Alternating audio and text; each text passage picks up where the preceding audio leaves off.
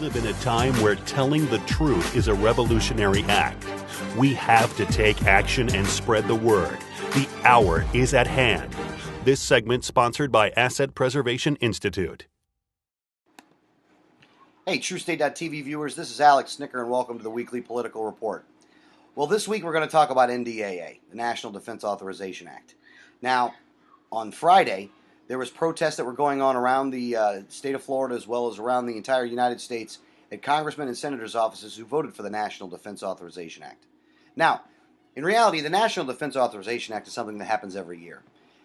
The only difference is there was provisions in this one that codified things that the current president was actually, or the president was actually doing that are illegal. But the Congress, in their infinite wisdom, I guess, decided that they wanted to make sure that the things that the president were doing, he was still going to be able to do. So in reality, the Republicans in the House and in the Senate, along with the Democrats in the House and the Senate, trust the president enough to allow him to be able to detain American citizens without trial in violation of the Bill of Rights, even though the president says, hey, I'm definitely not going to do anything like that. We know that's not the case.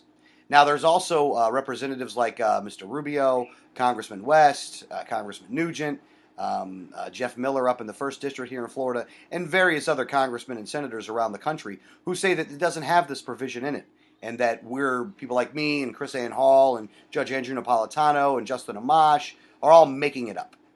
We're just coming out of thin air with it, when it's not written specifically in the bill. It's written in a way that is so egregious that it allows for this. Now, Congressman Ron Paul, while he's running for president, is still a member of Congress and has put forward a provision, H.R. 3785, which is a bill to repeal the section of the Defense Authorization Act that we have a problem with. So my question for all of our congressmen and senators would be, if there's a section that we have a problem with, and it's just one section, could you give me a reasonable answer to why you would not support repealing this one section that has caused so much controversy? Is it so important that you make this country a battlefield? And is it so important that you have the right to detain an American citizen without trial that you'd be willing to violate the Constitution to make that happen? Now, we went out and protested, and that was great. But here's my bottom line on this.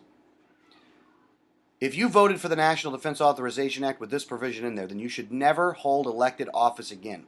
And those people do not deserve your support. You should never support those individuals, never vote for them. And any time that they are running for office, is that you should make sure that if we don't have somebody to run against, that you just don't vote for them. These people do not deserve your vote because, one, they don't understand the Bill of Rights, and that they violated the Bill of Rights by instituting this provision in the National Defense Authorization Act. Now, maybe they didn't know any better. And if they didn't know any better, then they're too ignorant to hold the office that they're in. And by being that ignorant, you should never hold another political office because you're just an idiot. So, in my opinion, you have to make sure that with the National Defense Authorization Act, that anybody that voted for this provision should never be allowed to hold elected office ever again. Also, you want to call your congressman and senator and have them at least support H.R. 3785, which is the bill that will actually remove that bad provision in the National Defense Authorization Act. You can call them and ask them if they support this or not. Tell them to be a co-signer on this piece of legislation and tell them to support this legislation.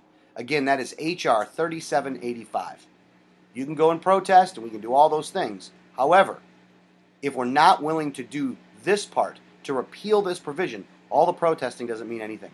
Again, this is Alex Snicker with the weekly political report on True State TV. Have a great day.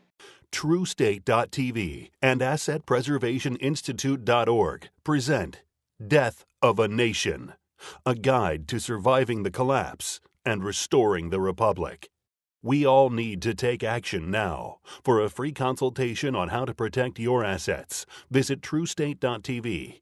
Click on the Death of a Nation link and fill out the web form just below this video.